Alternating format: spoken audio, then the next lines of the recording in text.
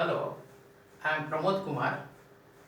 Today we will study English class 12 CBSE, book is Flamingo, and our poem is An Elementary School Classroom in a Slum, written by Stephen Spender.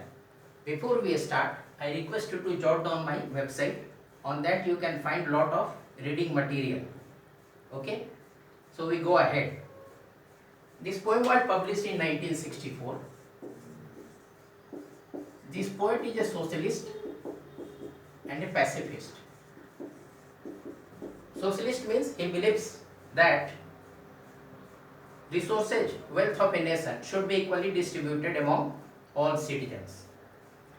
Pacifist, a person who doesn't believe in war as a means of settling disputes. The poet highlights social injustice and he expresses his political views. This poem is mainly about the theme is social injustice and class inequality.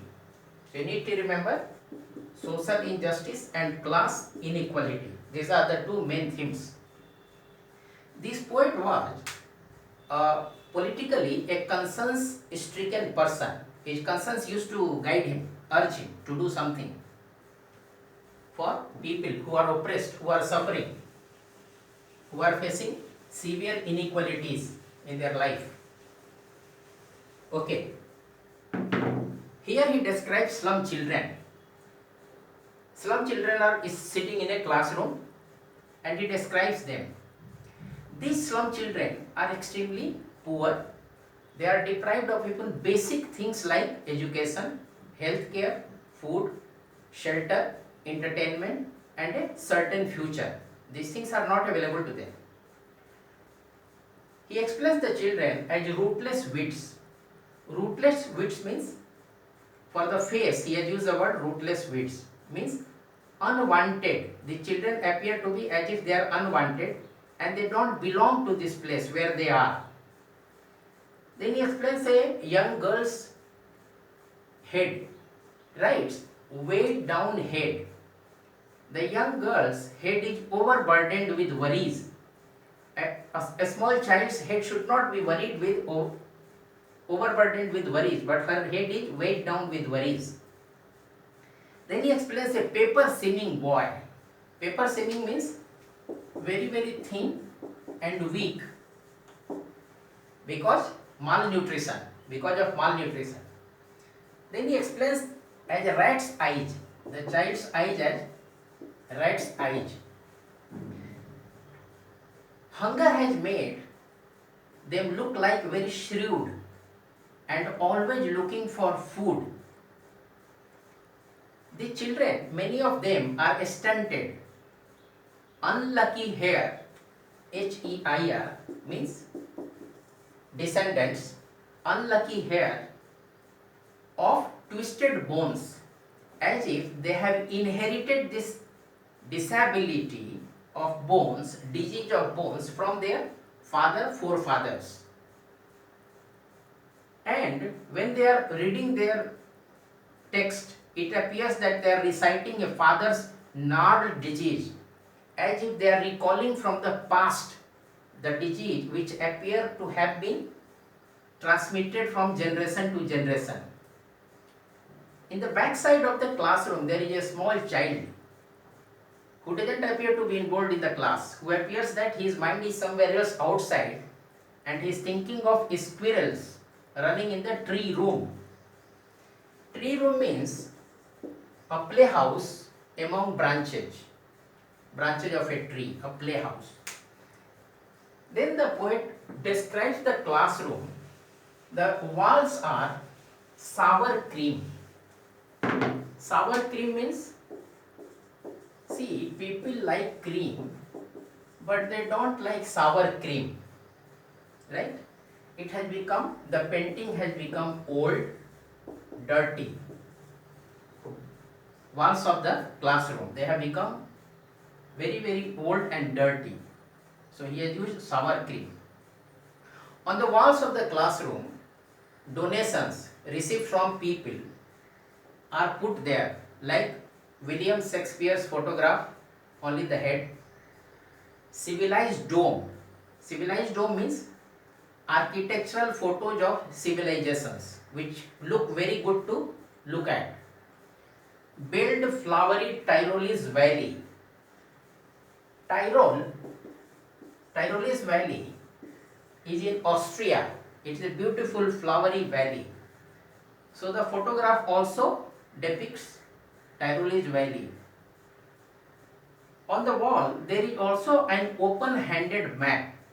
Open-handed map means random infinite map, and these maps, open-handed maps, serve as windows to the outside world for the slum children, because there are no boundaries in these maps. So these maps serve as windows to the outside world for the slum children. The poet writes, their future is painted with a fog. Suppose you are having a bucket is full of fog and you are painting. So what will happen? The painting will not be clear, it will be unclear. So their future is unclear, uncertain of these slum children. Then he writes, narrow street shield with a lead sky over their heads. Street is narrow, means opportunities are very few for them to do good in life. Lead sky. Sky is bright, shining, but their opportunities are highly limited, right? And they don't have any access to rivers, caves, etc. Natural beauty they don't have, they are so poor. Then the poet writes, William Shakespeare is wicked, because they have explained on the wall Shakespeare's head is there, photograph. Why does he say William Shakespeare is wicked? William Shakespeare in his writings mentions lot of natural beauty and other things, and most of those things are beyond the reach of the slum children. So that is why the poet writes, William Shakespeare is wicked. His writings could mislead innocent slum children through his words, portraying things which are unreal, and they put negative impact on the mind of the slum children, because all these things are beyond their reach. And if they go by William Shakespeare's, the slum children may be tempted to steal, thievery. They may be tempted to indulge into thievery. The poet writes that their skin is peeped through their bones. They are so emaciated, so weak, so thin, that it appears that their bones are protruding out of their skins, coming out of their skins. They don't have much place over their bones. They are wearing spectacles, the frame of which is of steel and broken glass. It means somebody has thrown it away. It has got broken, out of use. And those broken glass spectacles these boys are using. They are so poor, they can't even afford to have spectacles of their own. And their time and space, what is their time and space of the slum children? Their time and space is foggy slum. Once again, you know, foggy. Foggy means uncertain, dark, not clear. They blot their maps with slums as big as Doom.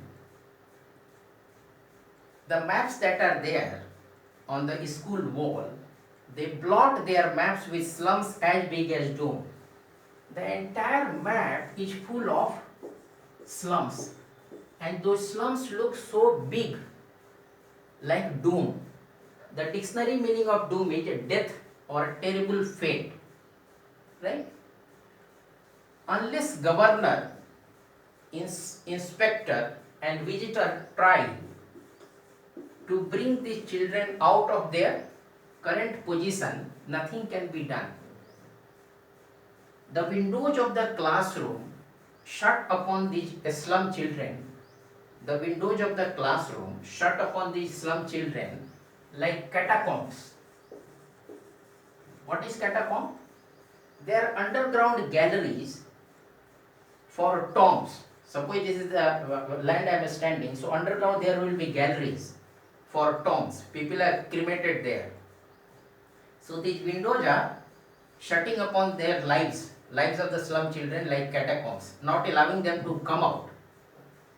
Then the poet writes, break, oh break open, till they break the town. He is invoking what he thinks should be done. He is invoking, break, oh break open till they break the town. They means slum children. And show the children to green fields. He is urging the authorities to show the children green fields, take them to the natural beauty, and make their world run azure. He wants that they should lead a life of, they should go and lead a life which is, azure means color of a clear blue sky, and make their world run azure. Let their world be as bright as a clear blue sky, clean, clear, transparent, and let their tongues run naked. Tongues run naked means let them express themselves. Naked into books, the white and green leaves open. Let them open their books means make education available to them as a basic need. Let them study. History theirs whose language is the sun. A poet writes, history theirs whose language is the sun. There have been many people in history who through their language have tried and have succeeded in transforming the fortunes of a large number of people. History theirs whose language is the sun. So in this poem, the poet has explained social injustice and class inequalities. There is one class who has got everything. There is this class, slum children, who don't have access to the basic needs like food, clothing, shelter, entertainment, education, these kind of things. Right? And this poet is a socialist and a pacifist, and he has expressed his political views through this poem also. So his main agenda is to allow slum children to be exposed to the education so that they can have their own language and they can try to have an impact on the world when they learn, when they go through the process of education. Right? This is what the poem is about. I thought you find it easy to understand. I will request you once again to visit my website from where you can know more. Okay? Thank you very much.